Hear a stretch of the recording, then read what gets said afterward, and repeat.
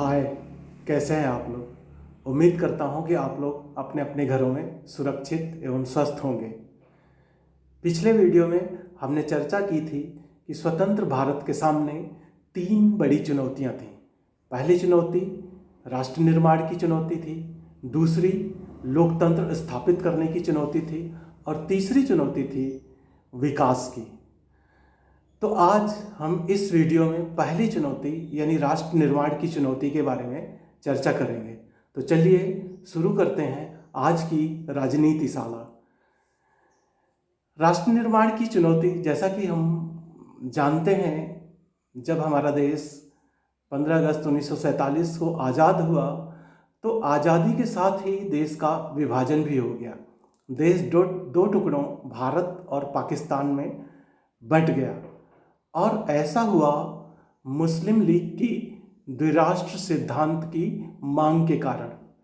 मुस्लिम league ने कहा कि भारत किसी एक कौम का नहीं बल्कि दो कौमों हिंदू और मुसलमान का देश है और ये दोनों कौमें एक साथ नहीं रह सकती, इसलिए मुसलमानों के लिए एक अलग देश पाकिस्तान का निर्माण किया जाना चाहिए। यही द्विराष्ट्र सिद्धांत है। मुस्लिम लीग की इसी मांग के कारण अंततः देश का बंटवारा हुआ और ये तय किया गया कि देश को धार्मिक बहुसंख्या के आधार पर दो हिस्सों में बांट दिया जाएगा। यानी सीधे सीधे शब्दों में कहें तो जिस इलाके में मुसलमान बहुसंख्या में होंगे उसको पाकिस्तान में शामिल कर दिया जाएगा और जो इलाके हिंदू बहुल होंगे उनको भारत में शामिल कर दिया जाएगा। सुनने में तो ये बात आसान लगती है, लेकिन जब इसको ज़मीन पर उतारने की कोशिश हुई तो ये प्रक्रिया इतनी आसान नहीं थी, क्योंकि जब बंटवारा किया गया तब यह पाया गया कि पूरे देश भर में दो ऐसे इलाके हैं जो कि मुस्लिम बहुसंख्या वाले हैं और ये दोनों इलाके, एक इलाका देश के पूर्वी हिस्से में था और दूसरा इलाका देश के पश्चिमी हिस्से में था।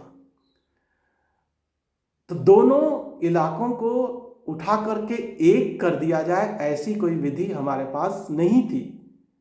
तो फैसला किया गया कि ये दोनों इलाके पाकिस्तान में शामिल कर दिए जाएंगे। एक इलाका होगा पूर्वी पाकिस्तान और दूसरा इलाका होगा पश्चिमी पाकिस्तान और बीच में भारत का भूभाग होगा। तो इस तरह से देश का बंटवारा किया गया। एक और बड़ी समस्या पैदा हुई। जो दो प्रांत थे पंजाब और बंगाल, वहाँ पर कुछ इलाके ऐसे थे जो कि मुस्लिम बहुसंख्या वाले थे और कुछ इलाके ऐसे थे जहाँ पर कि हिंदू बहुल आबादी थी। तो ये फैसला हुआ कि इन दोनों प्रांतों का भी बंटवारा कर दिया जाएगा और बंटवारे के लिए आधार जिले और उससे छोटी प्रशासनिक इकाइयों को बनाया गया। यानी जो जिले या उससे छोटी प्रशासनिक इकाइयाँ जैसे तहसील या ब्लॉक मुस्लिम बहुल होंगे वो पाकिस्तान में शामिल कर दिए जाएंगे और जो हिंदू बहुल होंगे उनको भारत में शामिल कर दिया जाएगा। लेकिन बंगाल और पंजाब का विभाजन 15 अगस्त 1947 तक नहीं किया जा सका। तो बहुत से लोगों को आज़ादी के दिन तक ये पता ही नहीं था कि वो भारत में है या पाकिस्तान में। उनकी जान बड़ी सांसत में थी। तो पंजाब और बंगाल का विभाजन देश की सबसे बड़ी त्रासदी साबित हुआ। इसी से जुड़ी एक और समस्या थी अल्पसंख्यकों की। सीमा के दोनों तरफ बड़ी संख्या में अल्पसंख्यक थे। यानी पाकिस्तान में बड़ी संख्या में हिंदू और सिख रह गए थे जो कि वहाँ पे अब अल्पसंख्यक हो गए थे। इसी तरह से भारत में भी एक बहुत बड़ी आबादी मुसलमानों की थी जो यहाँ पर अल्पसंख्यक थी। और जब देश के बंटवारे की घोषणा हुई तो सीमा के दोनों तरफ सांप्रदायिक दंगे भड़क उठे। सीमा के दोनों तरफ के अल्पसंख्यकों पर आक्रमण होने लगे। बहुत बड़ी संख्या में अल्पसंख्यकों ने अपने को ये पाया कि सदियों से वे जिस जमीन पर रहते आए हैं, जिन घरों में सदियों से वे और उनके पुरखे रहते आए थे, अब वो अपने ही घरों में विदेशी हो गए। अब वही जगह उनका अपना वतन नहीं रह गया। और ऐसे में जब उनके ऊपर हमले होने लगे तो उनके अपने घर बार छोड़ करके सीमा के दूसरी तरफ जाना पड़ा।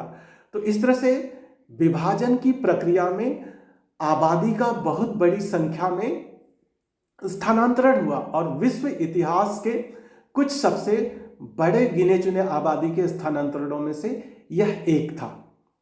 तो बहुत बड़ी संख्या में अल्पसंख्यकों के ऊपर हमले हुए और इस समस्या पर, विभाजन की समस्या पर कई फिल्में भी बनी हैं जो कि इससे जुड़ी मानवीय त्रासदी को दर्शाती हैं। जैसे कि एक फिल्म आई थी भाग मिल्खा भाग, उसमें बहुत ही बारीकी से विस्थापन की समस्या को दर्शाया गया था। तो सीमा पार करके जो अल्पसंख्यक सीमा के दूसरी तरफ गए, जब वो दूसरी तरफ गए, वहाँ पहुँचे, तो उन्होंने ये पाया कि वो बेठिकाना हो गए हैं। उनके रहने के लिए अब घर बार नहीं है, उनको शरणार्थी कैंपों में रहना पड़ा। तो एक बहुत बड़ी आबादी के लिए आज़ादी का मतलब था शरणार्थी कैंपों में महीनों और कभी कभी तो सालों तक जिंदगी गुजारना। तो इस तरह से इन विकट परिस्थितियों में हमारा देश आज़ाद हुआ।